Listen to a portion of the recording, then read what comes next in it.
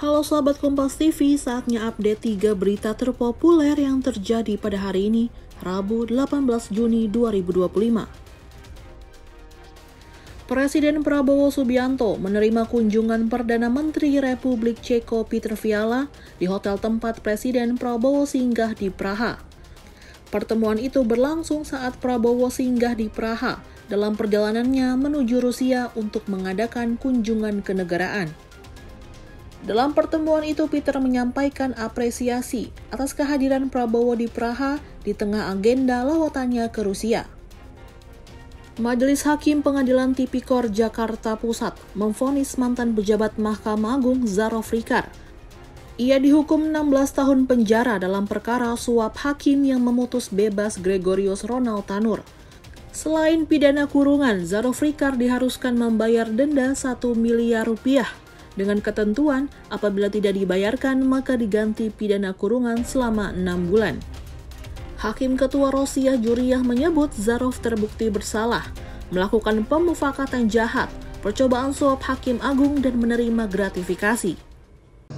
Menjatuhkan pidana terhadap terdakwa oleh karena itu dengan pidana penjara selama 16 tahun dan denda sejumlah 1 miliar rupiah dengan ketentuan apabila denda tidak dibayar maka diganti dengan pidana kurungan selama 6 bulan. Menetapkan masa selama terdakwa dalam tahanan dikurangkan seluruhnya dari pidana yang dijatuhkan, memerintahkan agar terdakwa tetap dalam tahanan. 3 orang pelaku penembakan yang menewaskan 1 turis asal Australia di Bali akhirnya ditangkap polisi. 3 pelaku kini tengah diperiksa untuk mengungkap motif penembakan. Ketiganya ditangkap di 2 lokasi berbeda, yakni di Bandara Internasional Soekarno-Hatta dan 2 lainnya ditangkap di luar negeri. Polisi menyita barang bukti berupa mobil, sepeda motor yang digunakan saat beraksi dan kabur, serta selongsong peluru. 3 tersangka dari luar negeri. Yang pertama pukul 19.00, yang kedua pukul 21, sekitar pukul 21, yang terakhir pukul 12 atau sekitar pukul 00. Dan sekarang sedang dalam pendalaman, pemeriksaan dan pengembangan terhadap perkara-perkara tersebut.